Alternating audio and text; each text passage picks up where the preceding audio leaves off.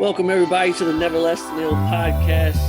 Your host Justin Ivy, my man, my co-host, the Bros Who Think Mastermind, Lyn Burton. Lyn, how you doing, man? Doing well, man. We got an episode that I'm really excited for today, man.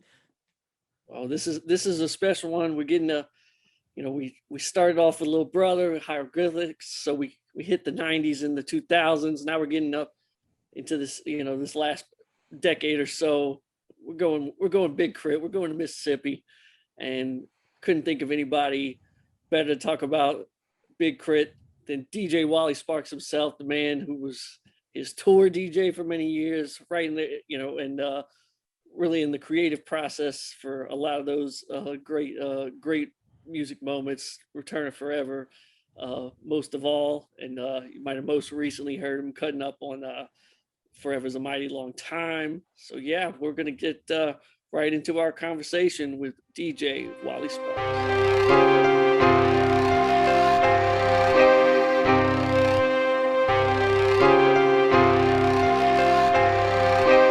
All right, we're here with the man himself, DJ Wally Sparks. Hello. What's happening?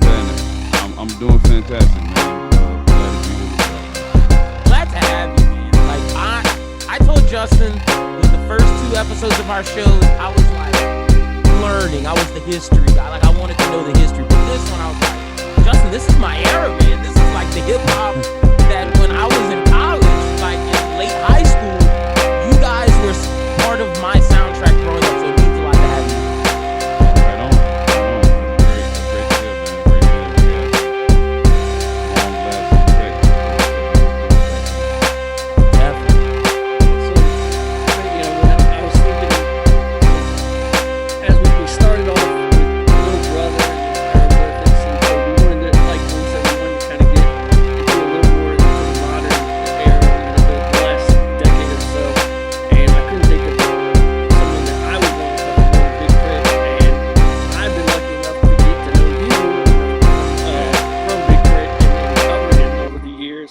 So my introduction to KRIT was actually through you before I ever knew you. So you put out, Oh, really? Yes, you put out the Hood Fame mixtape with him. Yeah.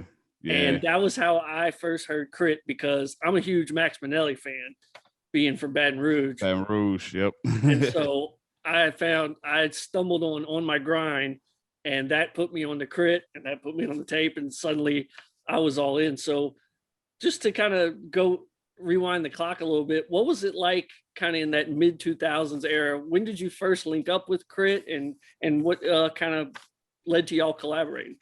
So that mixtape that you're referencing, that's the first time that we ever worked together, actually.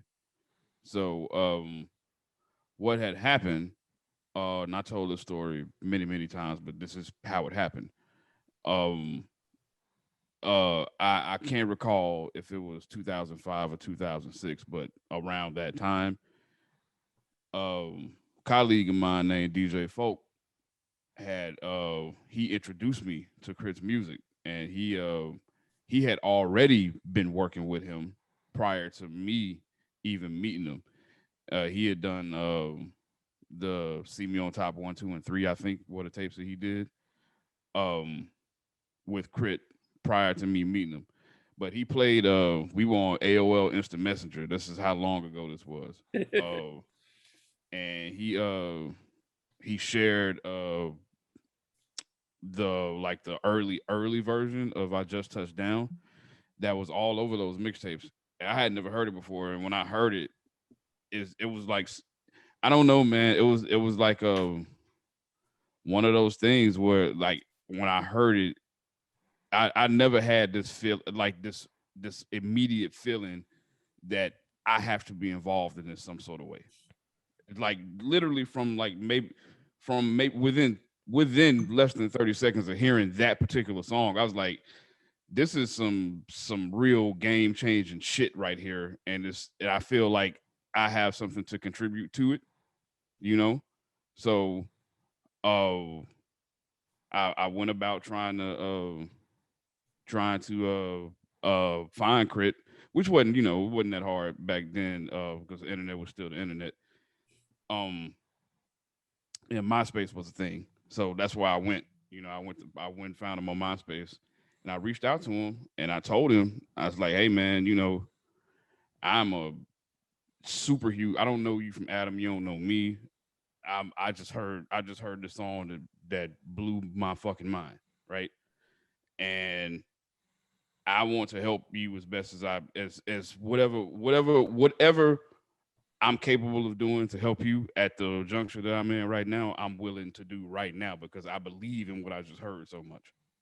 So that's kind of how I started. And after we had some conversations and I explained to him what I wanted to do because at that time the mixtape websites were like a big thing, like mixunit.com and um, Tape Kings and all that kind of shit. For somebody like me, a DJ, being on the top row of mixunit.com is like going number one on Billboard for a recording artist. You know what I mean? It was that big of a deal, and I was inching my way towards the top row. Getting up there with the dramas and the DJ Smallses of the world who were always up there. I was getting close and close and close.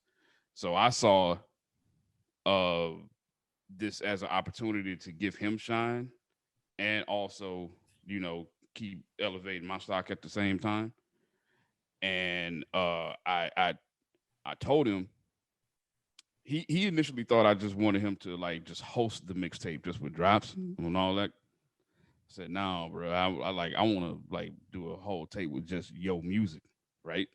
You know, and that's how Hood Fame happened. I sent him like 4 or 5 instrumentals because this is the thing. Like, even though when I heard I just touched down, I was like, oh, this is some good Southern shit. You know what I mean? I was like, this is right up my wheelhouse. But my hip hop brain, they both turned on at the same time because that motherfucker was rapping like a motherfucker. You know what I'm saying? I was like, he can rap, like he can really, really rap. You know? So I sent him like Common and Lil Brother and DJ Premier instrumentals to rap over because I wanted to see what he's gonna give me back, And what he gave me back is exactly what I thought I was gonna get, like some, elite level rapping. And I was like, okay, uh, we got something here. We put the tape out. I took it to the Ozone Awards, the very first Ozone Awards. So whatever year that was the year that this tape came out, or near when it came out. And I would give it to everybody, anybody who I knew that had any sort of connection or understood. One, I gave it to people who were like hip hop, like real hip hop heads, and I gave it to people who really understood Southern rap shit at the same time, in which there was no better convergence of those types of people than the Ozone Awards. So I I think I took like 100 CDs down there and I just gave them all to everybody. I don't know what happened to them, but apparently, word started to spread, and K.R.I.T and I kept in touch for maybe like a year or two after that, and then we fell out of touch for about the same amount of time, 2.5, 3 years, and then when K.R.I.T was here, was was about to come out, we would still keep in touch. I would just be like, hey, what's up? Whatever.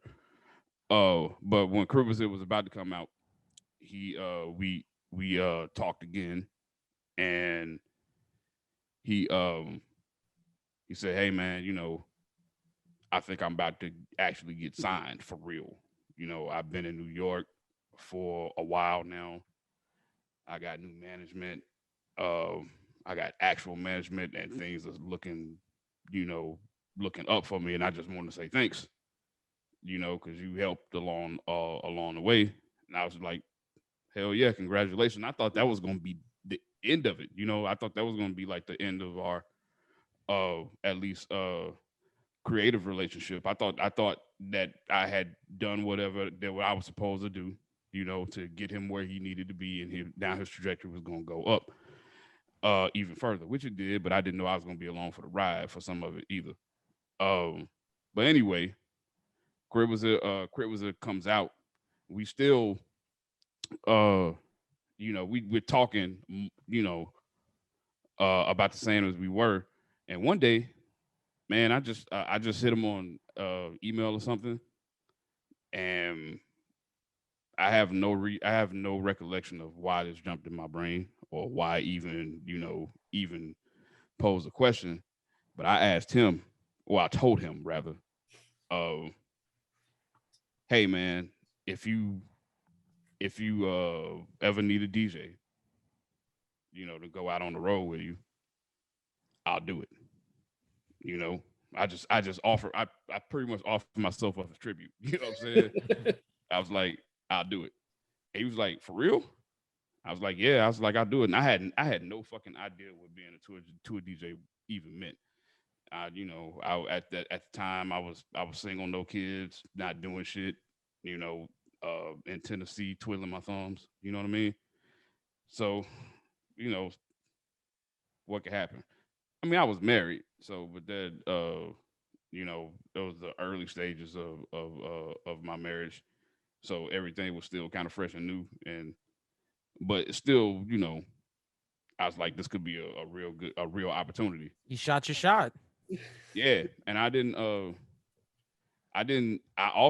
also didn't think that he would call me back, you know, and then but he did, and he said, hey man, uh, I got a show in Memphis in about a month and a half. You think you can help get me out there and do the show for me? And I'm like, hell yeah, let's go. And then we were off. That pretty much.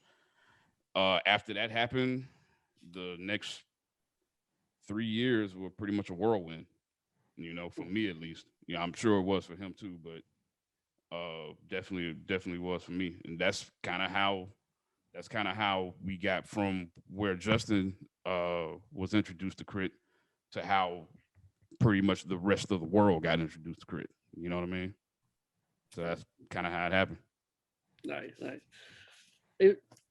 Yeah, I've always kind of held K.R.I.T in a special spot just because he was like, I found him in high school. It was like, and then I get into college and I stumble into the blogging world, and suddenly I'm covering him, and really at that time, I was with Kevin Nightingham then, and it was like before K.R.I.T was here. It was like it was us and the smoking section. Like that was the only places I knew that posted any K.R.I.T stuff. Yeah. And then K.R.I.T was Here Comes, and he absolutely blows up. And that is fascinating what you say about like that, at that time that he kind of knew it, like that he knew that was coming.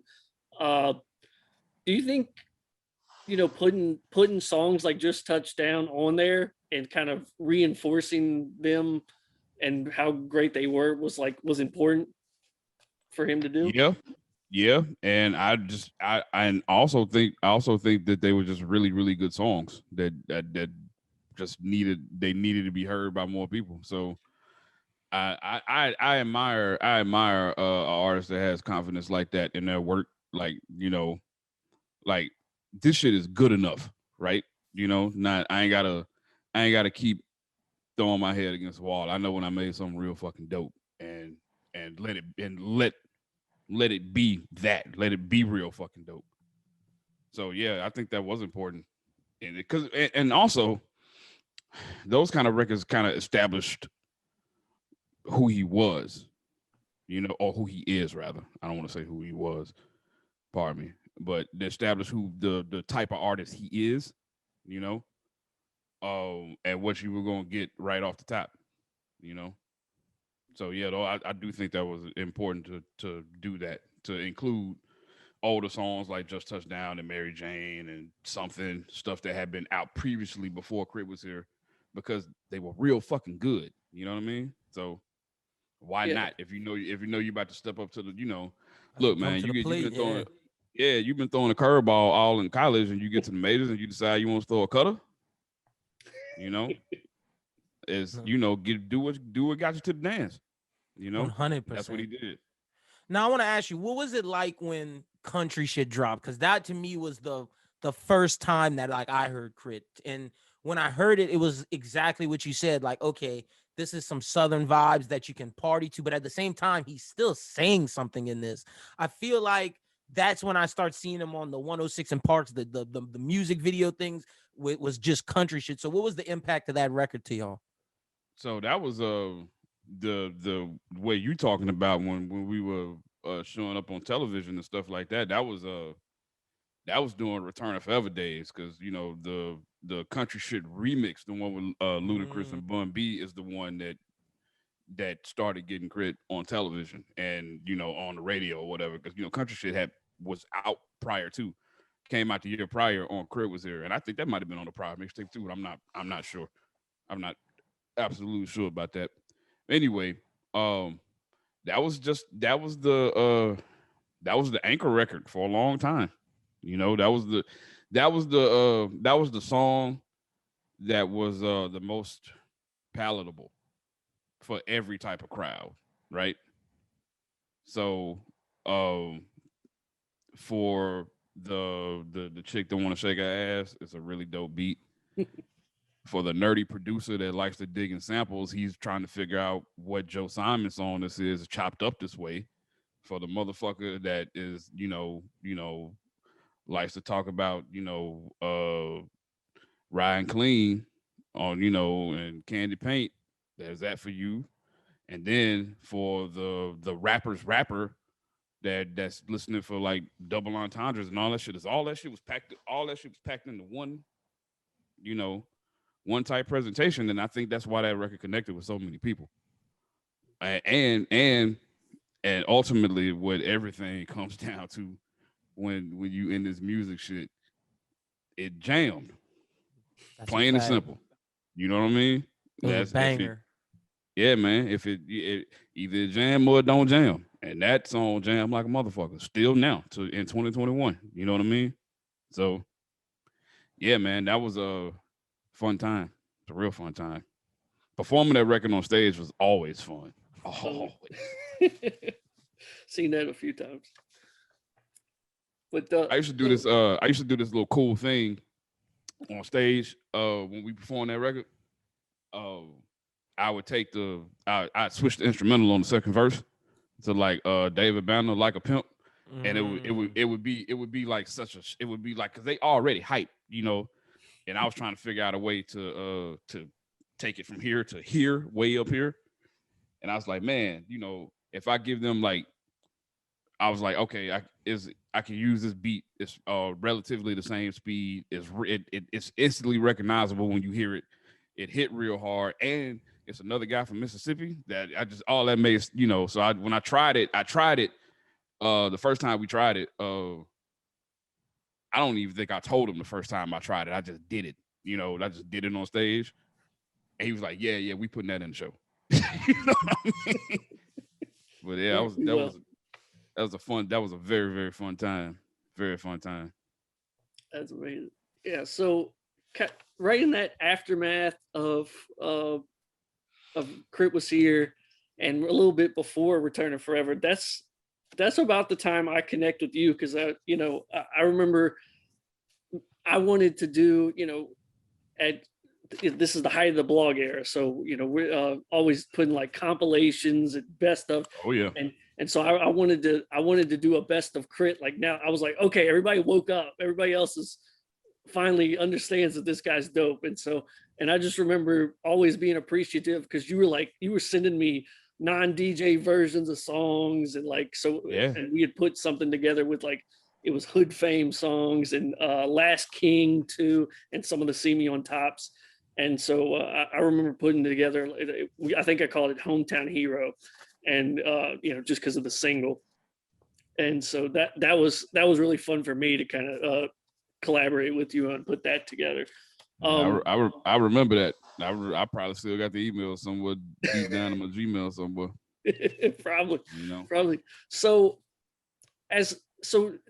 he starts blowing up, and I think I've seen you kind of talk on this before, but to me, like Return of Forever is not only my favorite and the one that I consider his best, but I feel like that was the one where he was in album mode for the first time. Like you said, K.R.I.T was here, had songs that were mixtape records that existed before it. And Return of Forever was like where he was this Everything was fully new. formed artist. Mm-hmm. Yeah, man.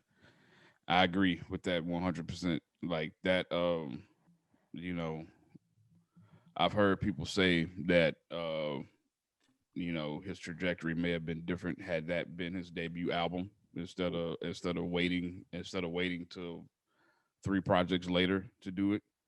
And you know, uh, that's the thing about K.R.I.T though. Like, you know, you say your return if ever is when you went into album mode. K.R.I.T was always in album mode. He never turned it off. You know what I mean? Like even with the K.R.I.T was here stuff, even with even the stuff he did with me, Hood Fame, he was trying to, you know, I'm gonna make the best possible record that I can make at this time. And he was like that all the time. Like, and he's like that now, you know, even to this day. When he is in a creative space, especially when it comes to anything music related, he's trying to knock it out the park every time. And I think, you know, that's just because he is just all about the music above all, you know, above all the extra bullshit that comes with being a professional rapper. The music is the thing that's most important to him. And when, you know, Return of Forever came, he was extra motivated because he was out to prove that this was not, you know, that was not a fluke. That K.R.I.T that was not a fluke. You know, there was some great original songs on that, fantastic music, but like you said, that was you know, it was also sort of a compilation of prior records, you know, added and you know, fully formed like an album. And I consider it an album myself because again, like like almost all, I'd say a good 90% of K.R.I.T's output is all original music. You know, it's you know, it's very rare that you hear him rapping on, you know, doing freestyles on other beats or something like that. If he's putting something out, it's something original, like in a fully formed original creation. And I think Return of Forever, uh, uh, the work that went in to all that, and it was a complete team effort. Like the process of making all those songs and making that project uh was you know was one of the best learning experiences I'd ever had because I got to see, I actually felt like I was in the space of what it takes, and I had an up close and personal front row view of what it takes to really be committed to being great. And and that was everybody around us. I mean, little everybody was dug in and was like, this is about to be that shit. And I think it shows and what the, you know, how long the music has lasted. Do you think because around that time, that's when the XXL cover drops, one of the best freshman classes to this date. Do you think the class and seeing the Kendricks, the Drakes, the Mac Millers, do you think that pushed y'all to chase that like ultimate greatness to be like, nah, like we got the best thing smoking?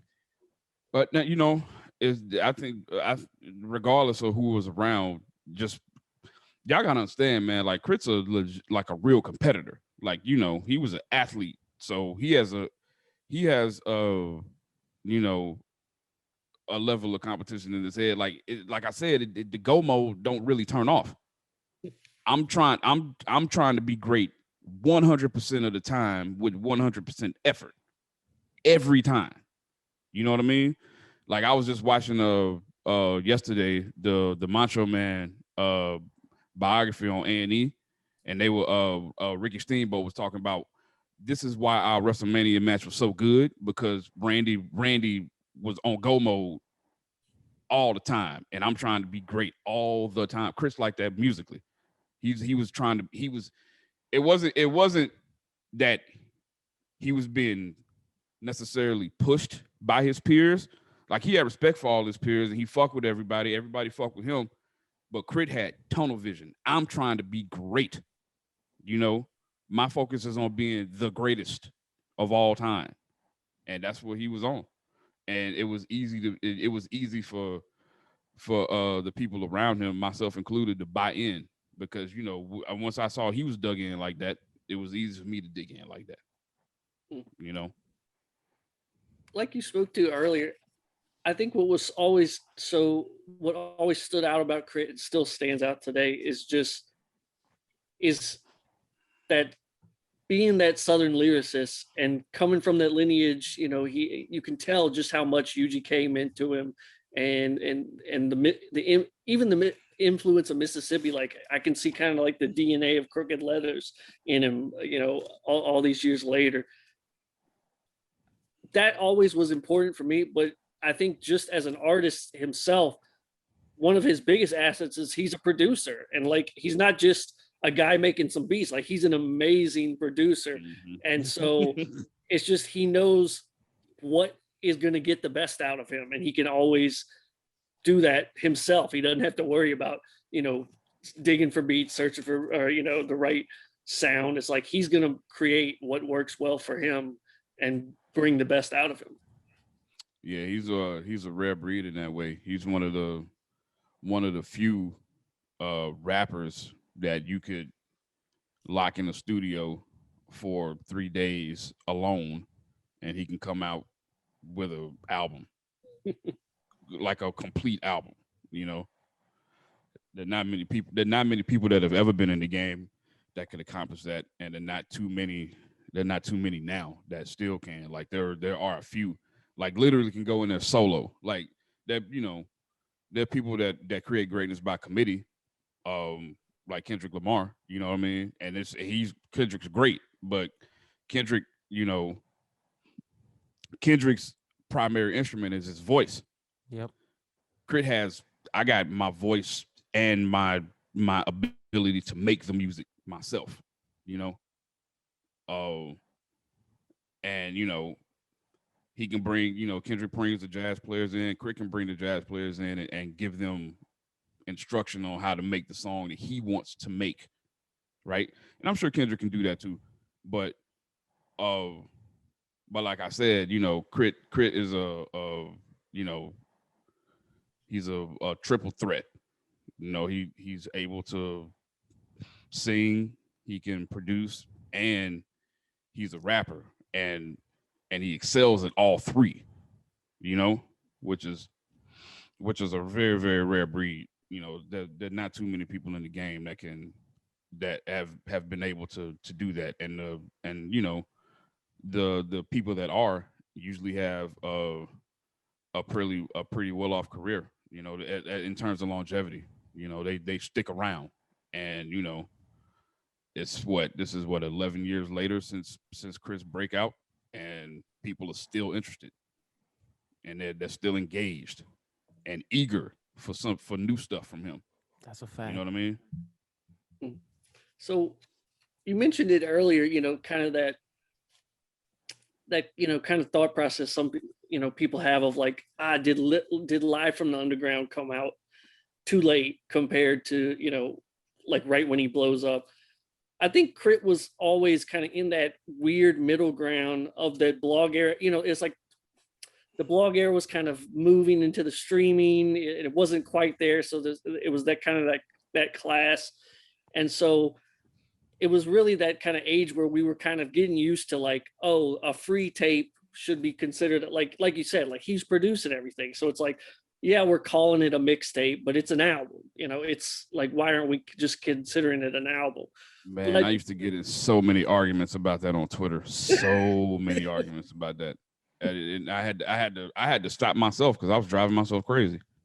Because I was my whole shit was like, yo, man, if you're gonna call Returner Forever, if you're gonna reduce it, is what I was thinking back then, to a mixtape, then do that with Radiohead. Radiohead literally did the exact same thing that just happened here.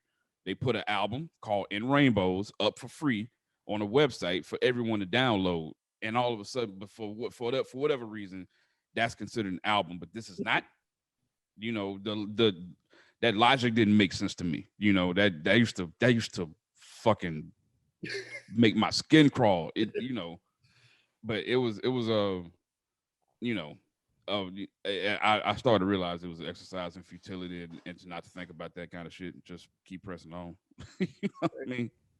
Yeah, it was such, yeah, it was just such an odd time, you know, because we're just like, you know, everybody kind of in the hip hop ecosphere was just kind of, you know, getting, you know, oddly trying to figure out what these terms even mean anymore. You know, it was like, because we're getting away from the regular, you know, go buy a CD model, and things are just changing. And so I think that, you know, K.R.I.T was just kind of like one of the people that just got caught in that mix where the old thinking is sort of still getting crossed into the new way things are coming out and dropping. But I did think one thing that might have hurt K.R.I.T or like undercut him in some way was Forever and a Day coming out so close to Live from the Underground. Because like when I think back to it, I just like, man, Forever and a Day had some joints. Like, man, if he great. saved up, like, I don't know, it might have been a sample thing. But like, man, like 1986 and Me and My Old School, and man, what else was on there? Red Eye, like, man, he had some serious joints on that Forever and a Day. Temptation, Forever and a Day theme, Down and Out, so a whole lot of good stuff. Handwriting. And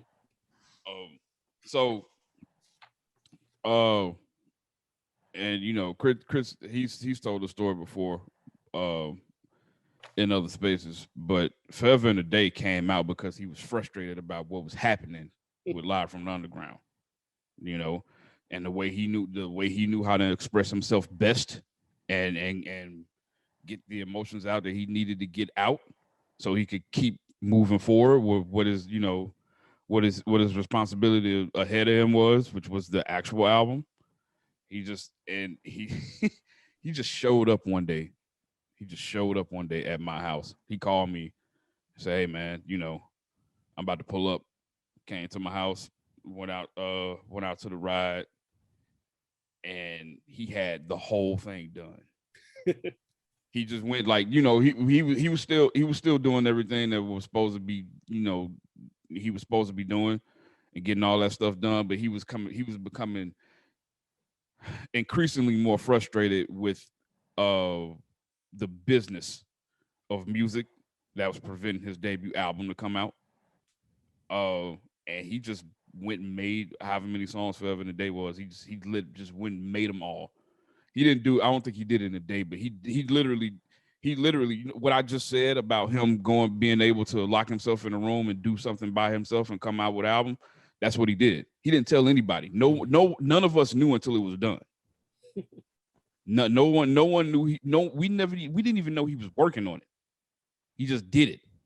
And when it was done, he was like, I got this, and I want to put it out, you know, because I think his thought process at the time was he didn't want to lose the momentum that had been built up, and you know that was kind of wavering leading up to the release date of Live from the Underground, and he just like, I got these records and I need them to be out.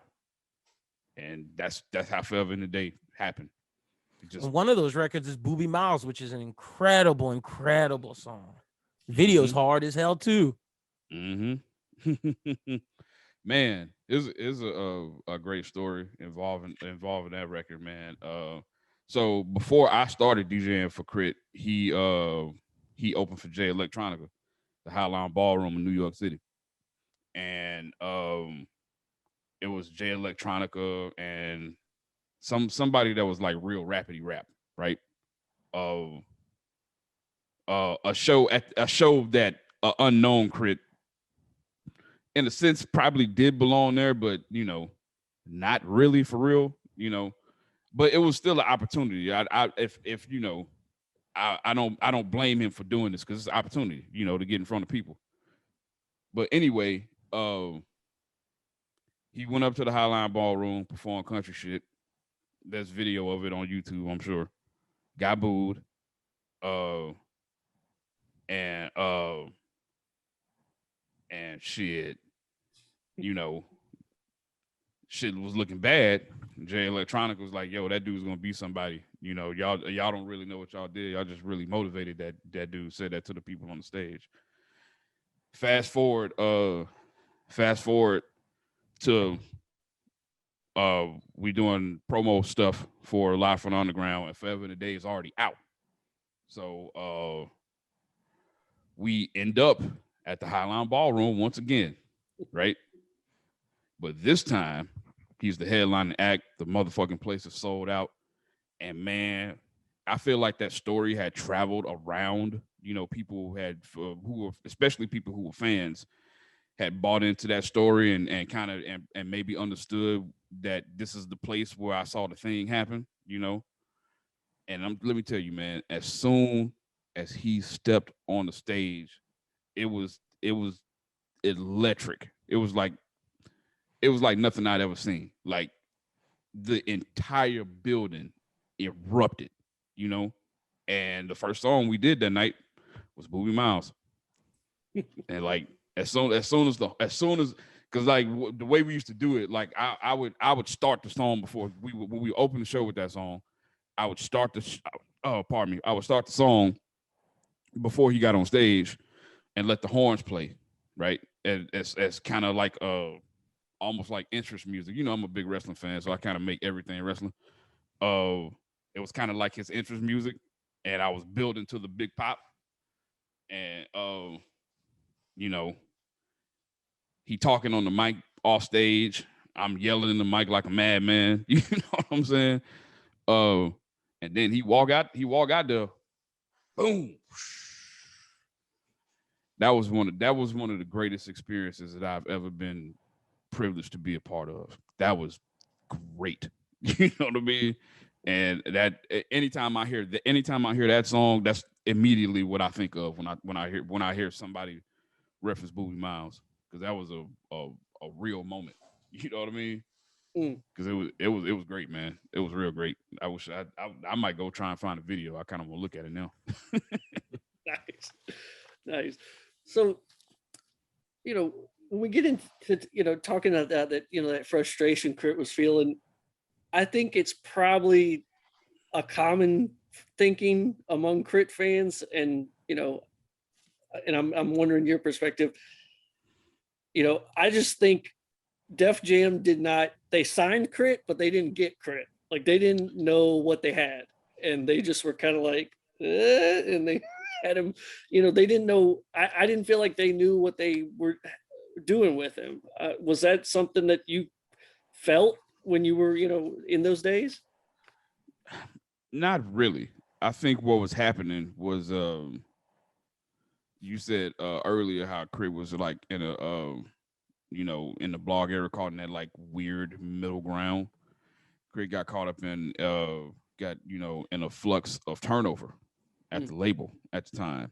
So it was one of those situations where the people who are invested in KRIT at the label, as soon as the transition made from one label head to the next label head, I think L.A. Reid was the head of Def Jam when KRIT was signed, which in L.A. Reid should understand a KRIT easy because, you know, Goody Mob, Outkast, whatever, you know what I mean. So he would know how to do what needs to be done with an artist like KRIT. And the transition went from L.A. Reid to someone else. And all the people, like I said, that were invested in KRIT under one regime, a brand new regime came in, and you know, they want to make sure that Kanye doesn't leave the label. You know what I mean? So and I don't think KRIT was treated with the the priority that he may have been had the issues at the label hadn't happened at the time where he was where it was debut album time around that time. So I like I don't do I think the label could have done more? Sure, right? But do I think that the label didn't try? Nah, I don't think they did. I don't think that, like, because we got all the looks. We want Jimmy Fallon, we want Conan, we won 106 in Park. We got all the looks. We were in Times Square. We were doing all the promo stuff uh that's required of um breaking a new artist. But so I can't say that there wasn't any effort. Was it maximum effort? I don't know. You know, but so it was just unfortunate that he got kind of caught up in the bureaucracy of the music business it was just unfortunate timing, I think. um but it could have been better than it was, but it was what it was. So that's kind of how I think about it. So, as his time is going there, we also get obviously the famous Control single drops, and that eventually leads to Mount Olympus. And to me, it's like if you're putting the KRIT essentials together, it's like the top 5. Mount Olympus has got to be up there. Mm-hmm. What did you have any conversations with KRIT about? That song and what made him inspired him? I am probably the catalyst of why that song even got made.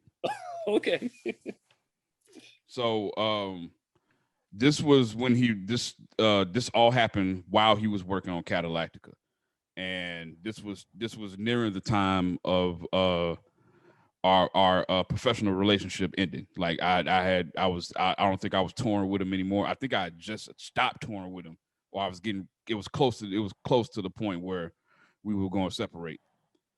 But KRIT and I friends. We friends first more than anything. So I wouldn't, neither one of us was tripping. It was an amicable split. It wasn't no beef or anything like that. And just because that's my friend and I'm invested in him, I'm invested in him as an artist because I want to see him succeed. I would still keep up. I hadn't gotten to my jaded old man status where I don't fuck with rap shit at all no more. I was still keeping up with everything, So I heard the Big Sean song, and I was like, I listened to it. I was like, whoa, okay. It's like, all right, let me run this back. Let me make sure I heard what I heard. Okay. And I'm on the internet a lot, so I caught it early. I caught it like real early, like right when it got posted up, before everybody realized what was going on. And he was out in L.A. I was here in Atlanta. He was out in L.A. working on Catalactica. I called him. I said, "Hey man, you heard this new Big Sean song?" He said, "Nah, man. I'm out here working. I'll be back." I was like, "Hey," I said, "Hey, you need to go find that new Big Sean song and listen to it." He said my name. I said, "Nah, Sean ain't say your name. Somebody else did." He's like, "Who else on the song?" I said, "J Electronica and Kendrick." He said, "Who said my name?" I was like, "Man, just go listen to the song." He's like, "Did they diss me?" I was like, "Not really. Nah, not really. But they said my name." I was like, "Yep." So he's like, "All right, bet I'm gonna go finish working." My phone ring like 4:00 in the morning. So I'm on East Coast time. Yeah, LA. It was KRIT. And we had this long, drawn out conversation about whether or not he felt he was being dissed. And I said, "Nah, I think this is sort of an open-ended challenge to people he deems worthy of competition, and or people that he's trying to put himself on a pedestal with the people that he believes are the torchbearers that are going to push the culture forward. Me trying to be diplomatic about it, and he's like, but man, I don't know, man. He's like, did he diss me for real? I was like, nah. I kept saying, it's like, nah, I don't think he dissed you. I think he's giving you a compliment. It's a kind of a backhanded compliment, but a compliment nonetheless.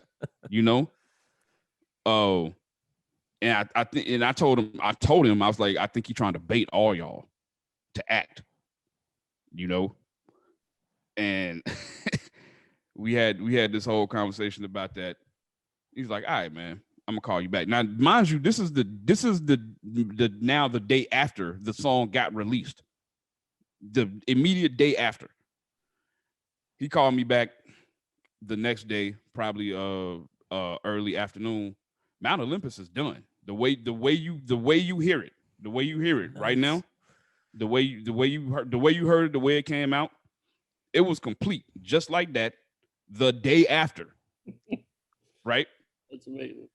And he was like, and me, I heard it. I'm hype. I'm like, put that shit out, put it out. He was like, nope. Like, I'm put it out when I want to put it out.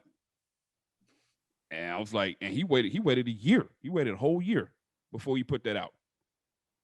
He's like, man, I'm not playing their games. Like, I'm not playing that.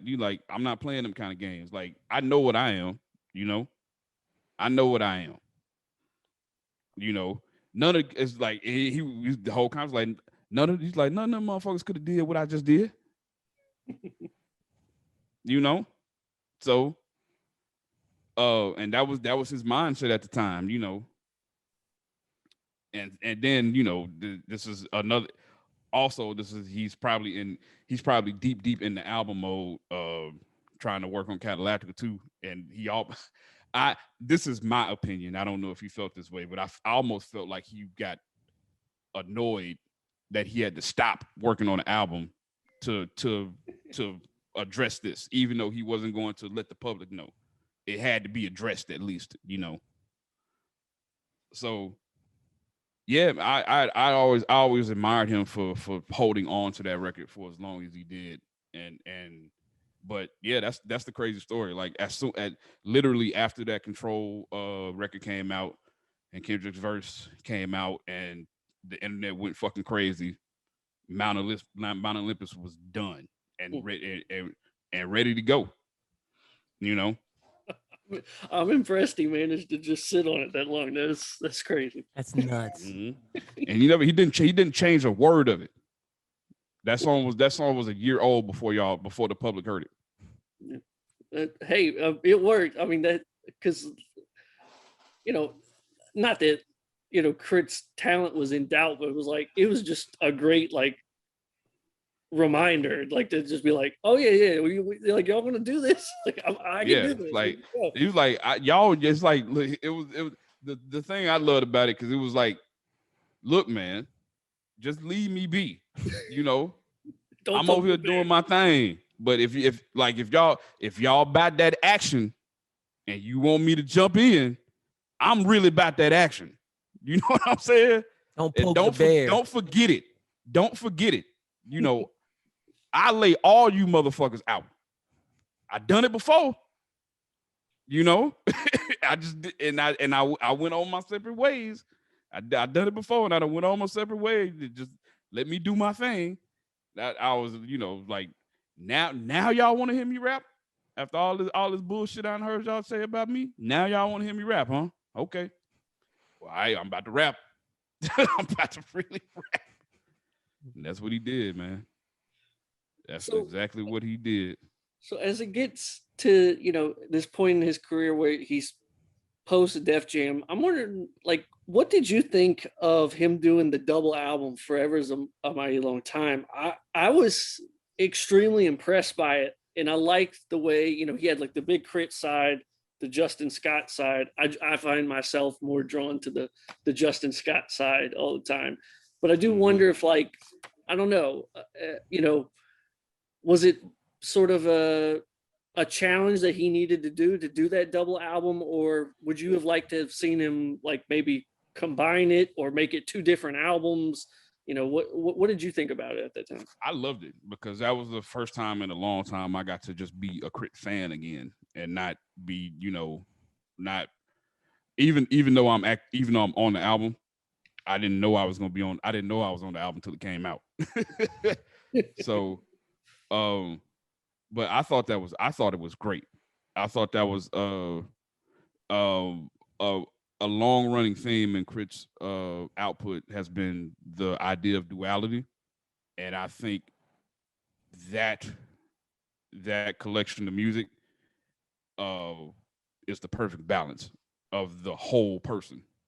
You know, it was and it was like there's a lot of real subtle flexing going on that. It's like say for instance on the Justin Sky side, the first record is just a fucking instrumental. You know, Yeah. that's a flex. Like fuck y'all.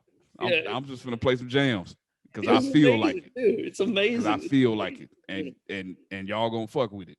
You know, so yeah, I was excited. I was excited when I heard it because it was like I said, it was a long time I got to listen to K.R.I.T with fresh ears without having or being privy to what's coming, or hearing things prior to. Like when I did the shit on the scratches on Southernstein, the Myself Before song. When I went to do it, the beat wasn't even fleshed all the way out. It was literally just a drum loop. And he's like, "Hey, I got these sounds I want you to cut up, and this is the way I want you to cut them up." Blah blah blah. I went down to the studio, and that came out in 2017. That's what, almost 4 years removed since I've been on the stage with him. You know what I mean? Or even working along with him in any kind of creative capacity at all. It's been like a 4-year jump, but apparently, when he called me, I was like, sure. I went over and did it. He had the drum loop going. He's like, lay these cuts down this way, blah, blah, blah. And I didn't think anything of it, And there's plenty of stuff that I've done for lots of people, like cuts and stuff that I've done that just probably will never see the light of day. And, that's just the nature of the business. No big thing. So I wasn't really worried about it, Good to see my homie. I ain't seen you in a while. I've been raising my kid and shit. You know what I mean? Good to see you. Glad we still got the rhythm and timing together. The magic ain't left yet. That's cool. And I thought that was it. Little did I know that I'm gonna end up scratching on the Managed Fresh beat. You know what I mean? I had no idea until it came out. I was like, oh shit, that's crazy, So yeah, man, I was excited. I was excited to hear that music. It was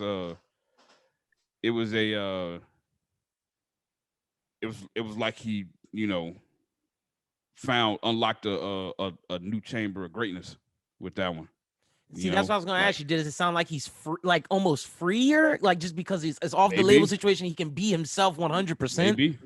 Maybe that liberation of having of not having to answer to red tape all the time, you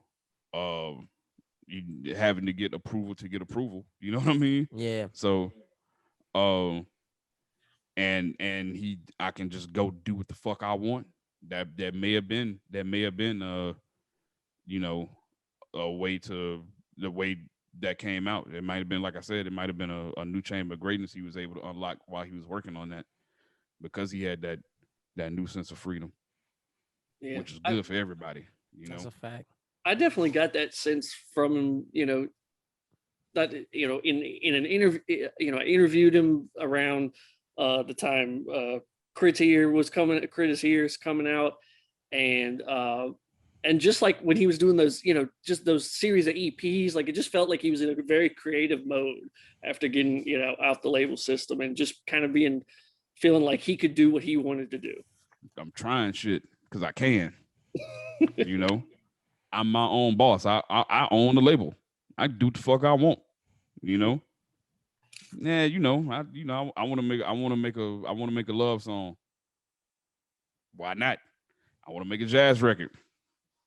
Okay, I can do whatever the fuck I want. You know what I'm saying? I can do anything I want right now. That that's was probably healthy for him mentally, as well as musically, because like I said, man, that's a dude. That's a dude that gives. As when it comes to music, he gives 100% effort, 100% of the time, and I've never seen him turn it off. When especially musically, Mm. it's like I'm out here trying to be great all the time. So, man, to kind of close things out, I was thinking, we touched on just how special K.R.I.T is as a producer. One thing I was really excited was when he worked with Bun B and did that album, producing a bunch of that. Is there anybody that like you could see, or you just as a fan would want to see like K.R.I.T produce for strictly? Gary Clark Jr. Ooh, that would be dope. That would be dope. I think that would be cool. That'd be tough. Well, the thing that he did with Bun B on that Return of the Trill, like there was discussion at one point that he was going to do the same sort of thing with 8 Ball and MJG, like produce one of their albums. Yeah, And there are actually some songs that got made. Like there's a song out there called We Buy Gold. Mhm. That was good. That was what was about to happen. Mm. So but unfortunately things didn't come to pass. But yeah, like I would like to see him work with a Gary Clark. I actually would like to see K.R.I.T try and tackle a real blues album. Like I don't know if you're familiar with this dude named Kingfish. There's a blues guitarist from Mississippi. Yes. And I'm like, man, I think y'all can make some magic, bro. You know what I'm saying? I think That would be- that's just me as a fan talking. And like most of the people that I want to see K.R.I.T produce are there's not many rappers that I want to see him produce, except for Nas. I think K.R.I.T and Nas can make some shit happen. Oh, okay. But You've got some of his best beats. So that would be very cool to kind of see K.R.I.T venturing into that lane. I mean, because we got like a little dose of it on the when he had BB King on there. Way back. Praying Man. Yeah, so that would be really great, man. Wally, thank you so much for joining us. Is there anything you want to let people know about? I know you got the Twitch stream going still. Yeah, man, that's pretty much all I'm doing now, man. I done turned into at the ripe age of 43 years old. I've turned into a Twitch streamer. Hey, get it how you can. What a life. But yeah, man, I'm on Twitch. I'm on Twitch Tuesdays and Sundays. Tuesdays at 9 p.m. Eastern Standard Time, and I play old South shit. As I play 2 hours of old South shit, and I mean, like, I dig deep. It would be a place where I would play a Max Minnelli record. So like I Gangsta Pat, DJ Zerk, Oli, Hitman, Sammy Sam. Like I dig deep. You know what I mean? So if you're into that kind of into that kind of thing, old Southern rap, check me out on Tuesdays on Twitch, twitch.tv /DJ Wally Sparks. And on Sundays, I do a total opposite thing. I play like old classic soul music, like Ashford and Simpson and shit. And I do that on Sunday evenings, 6 p.m. Eastern Standard Time. And I pop up here and now. Oh, I do a Quiet Storm show on every other Monday on Twitch also, while I'm playing number slow jams for about 3 hours. It's actually pretty fun. But yeah, that's pretty much what I'm doing these days. Social medias, everything is at DJ Wally Sparks. I don't know why Instagram's hating on me right now. They disabled my account for some reason. What reason? I have no idea what I did, but say la vie. But Twitter, everything else is at DJ Wally Sparks. And yeah, if you want to talk wrestling or baseball, I'm your man. Or K.R.I.T. Absolutely. Yeah. And I can't recommend the Tuesday show enough. Like that's That's I love when you just go with just super duper I deep. had no idea. I didn't know you tuned in. That's what's up, bro. Yeah, man. That's the show right there. So y'all check that out. And man, Wally, thanks again for doing this. Thank you, man. Yeah, no problem, man. Thank y'all for having me. I enjoyed it.